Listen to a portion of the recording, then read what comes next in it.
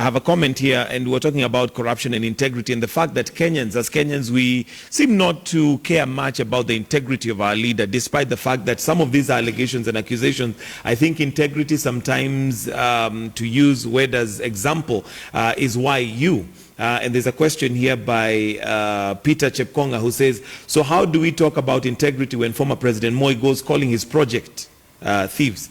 And of course the question the question here would be yeah, how do we talk about integrity when we look from the beginning to where we are? Really, it's difficult to draw a line and say this is where integrity starts and stops. Well, we've come so far, and in an effort to give sense to matters integrity, we embraced the Constitution of Kenya 2010 and hoped that it would be a fundamental departure from that old dirty order to a new one that was even more promising. And that's why when even the preamble of our Constitution, we start by saying we the people, and go ahead now to give unto ourselves the entire Constitution and all the articles thereto. If you look at chapter 6 of the Constitution, which I know Councillor Weda appreciates too, we know that Article 10 as well gives weight to the place and necessity of integrity, not just in matters governance and leadership, but also in the lives of all of us as Kenyans. And if we start examining and actually defining what all these issues are, what all these values that should make us as a nation, then we would not condone some of these things that we are seeing all over, trying to defend even those that outrightly, well, of course, they remain allegations, whether it's matters graft, etc. But as long as they have held office or they are overseeing various positions to which they've been entrusted, I think it is important that people start taking responsibility. And as good counsel here argues, I would want to negate aspects of his thinking that some of these things should be taken as normal. You see, one thing, if the bar of integrity is lowered or in fact even extirpated completely, we as a nation are the ones that stand to lose. Generations to come will, are the ones that are going to lose even the most. And we must start making sense of our Constitution. We must start making sense of leadership. If at all these things do not matter, then the place of oversight amongst even legislators, the Senate and the National Assembly, then would not matter. Why would we want to ask questions about governors who are thought to be maybe not expending money in the manner that's expected, when we cannot start asking such questions about all the other issues and all the other spheres? So these are issues that must not evade the discussion that we must have.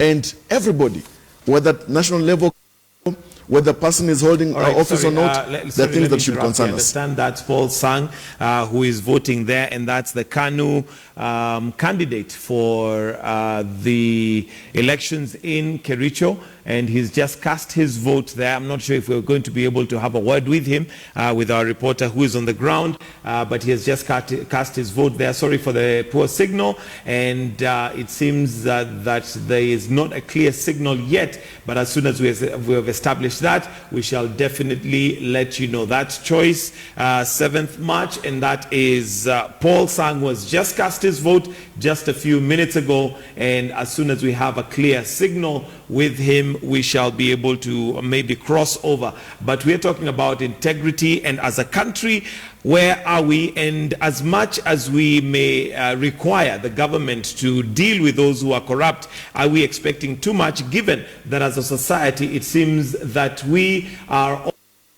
very corrupt, and even the choices that we make are not based on integrity, but rather than those who can cough out more money, and also depending on the tribal affiliation that they have. We're waiting for a clear signal there, but let me come to you. Can I say something, Frank, yes, which my brother Frank said here. I remember somebody told me once, I made that very broad argument that, as a lawyer, I believe in all these matters of innocence before guilt and the presumption of innocence and stuff like that, and therefore before matters. But this guy then went for me and said, every person who's been alleged to have to be corrupt, and if you look at their conduct in public service, it almost tallies. You almost see a total pillage of the economy of that county, or pilferage. There are no systems, The fellow is living large. He is engaged in wastage. So he says all these are elements manifest of corruption. Even if you cannot say, because everything has been done through procurement, but the wheelbarrow costs 100,000 shillings. So therefore, yes, every paperwork looks okay, but the guy is, by every definition, here this is a metaphor, yeah, the 100,000, by every definition is doing everything in excess of what, in terms of his responsibilities. He's pillaging the economy. He's going into reckless travels. He's spending large on his government. He is doing everything that demonstrates that this guy is actually the same guy we are making allegations about. Frank, do we need to redefine corruption as a country? Because it looks like we almost idolize, and as long as one can do it and get away with it, it seems that it's okay. I mean, first of all, our biggest enemy in this country are two. It's corruption and nepotism, or by extension, tribalism. But if somebody of the station of Hassan Omar Hassan says, I mean, this guy is, for example, a public officer, and we see the kind of lifestyle he's living. But where do we say now this guy is corrupt? Is it by what is imagined, what is alleged, or is it that we can pinpoint and say this is where the pilferage came from, this is this amount of money that was wasted, and this is what the people should have received out of a certain service that they did not get it. Otherwise, then it's easy to sensationalize and say, oh, the deputy president is so corrupt, or whoever is corrupt. But we need to get down to, I mean, let's get him down to the little that he's stolen, and we have proof. All right, we'll